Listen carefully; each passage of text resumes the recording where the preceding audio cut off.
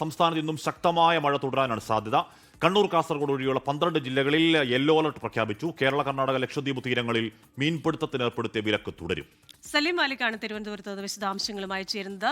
Saleem, very good morning. അങ്ങനെ കനത്ത മഴ തുടരും എന്നുള്ള ഒരു കാലാവസ്ഥാ മുന്നറിയിപ്പുണ്ട്. ഒപ്പം തന്നെ ചില ജാഗ്രതാ നിർദ്ദേശങ്ങളും നൽകിയിട്ടുണ്ടല്ലോ. മീൻപിടുത്തത്തിനുള്ള വിലക്ക് തുടരുകയുമാണല്ലോ.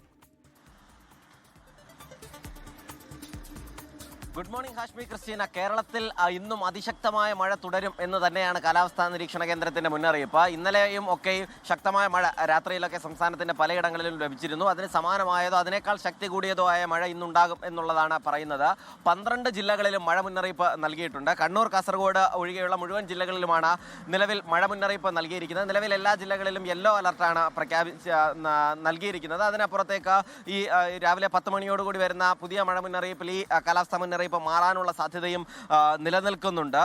എന്തായാലും തെക്കൻ കേരളത്തിലും മധ്യ കേരളത്തിലും മഴ ശക്തമാകുമെന്നാണ് ഇപ്പോഴത്തെ കാലാവസ്ഥാ നിരീക്ഷണ കേന്ദ്രത്തിന്റെ വിലയിരുത്തൽ. ഒപ്പം തന്നെ മലയോര മേഖലകളിൽ ശക്തമായ മഴ കഴിഞ്ഞ ദിവസങ്ങളിലൊക്കെ തുടരുന്നുണ്ട്. അത് ഇന്നും തുടരും എന്നും പറയുന്നുണ്ട്. ഉച്ചയ്ക്ക് ശേഷം മഴ ശക്തമാകാനാണ് സാധ്യത എന്നാണ് വിലയിരുത്തൽ. തുലാമഴ എന്ന നിലയിൽ തന്നെ ഉച്ചയ്ക്ക് ശേഷം അതിശക്തമായ മഴയുണ്ടാകും. ഒപ്പം വലിയ വേഗതയിൽ വീശിയടിക്കാവുന്ന കാറ്റിനും നിലവിൽ സാധ്യത കൽപ്പിക്കുന്നുണ്ട്. അതുകൊണ്ട് തന്നെ മലയോര മേഖലകളിലും തീരമേഖലകളിലുമുള്ളവർ ജാഗ്രത പാലിക്കണമെന്ന മുന്നറിയിപ്പ് നൽകിയിട്ടുണ്ട്. കഴിഞ്ഞ ദിവസങ്ങളിലൊക്കെ മീൻപിടുത്തത്തിന് വിലക്കുണ്ടായിരുന്നു. അത് ഇന്നും തുടരും. കേരള, കർണാടക, ലക്ഷദ്വീപ് തീരങ്ങളിൽ മീൻപിടുത്തത്തിന് വിലക്ക് ഏർപ്പെടുത്തിയിട്ടുണ്ട്. നിലവിലുള്ളത് ഈ തുടർച്ചയായി പെയ്യുന്ന മഴയ്ക്ക് കാരണമായി പറയുന്നത് തെക്ക് കിഴക്കൻ അറബിക്കടലിലെ ശക്തി കൂടിയ ന്യൂനമർദ്ദമാണ്. അത് അതിതീവ്ര ന്യൂനമർദ്ദമായി മാറിയാൽ പിന്നെയും ശക്തമായ മഴ, ഇപ്പോൾ പെയ്യുന്നതിനേക്കാൾ ശക്തമായ മഴ പെയ്യാനുള്ള സാധ്യത പറയുന്നുണ്ട്. ഒപ്പം തന്നെ തെക്ക് കിഴക്കൻ ബംഗാൾ ഉൾക്കടലിലെ ചക്രവാത ചുഴിയും 24 മണിക്കൂറിനുള്ളിൽ ന്യൂനമർദ്ദമായി മാറുകയും ചെയ്യും. അങ്ങനെ സംസ്ഥാനത്ത് അതിശക്തമായ മഴ പ്രവചിക്കപ്പെടുന്ന ഒരു ദിവസമാണ്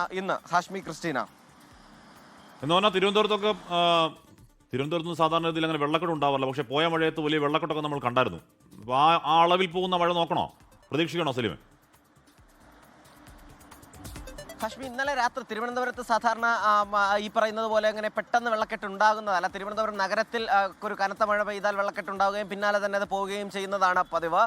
ഇന്നലെ രാത്രിയിൽ ഒരു 8 മണി മുതൽ രാത്രി 10 മണി വരെയുള്ള സമയത്ത് അതിശക്തമായ മഴയായിരുന്നു തിരുവനന്തപുരം നഗരത്തിലൊക്കെ പെയ്തത്. ആ നിലയിൽ ഇപ്പോഴും ഇന്നും അതേ ശക്തമായ നിലയിലുള്ള മഴ പെയ്യുകയാണെങ്കിൽ വെള്ളക്കെട്ട് ഉൾപ്പെടെ ഉണ്ടാവുകയും ചെയ്യും. കഴിഞ്ഞ മഴ സമയത്ത് നമ്മളത് കണ്ടതാണ്. അങ്ങനെ അതിശക്തമായ മഴയ്ക്കും വെള്ളക്കെട്ടിനുമൊക്കെയുള്ള സാധ്യത നിലനിൽക്കുന്നുമുണ്ട്.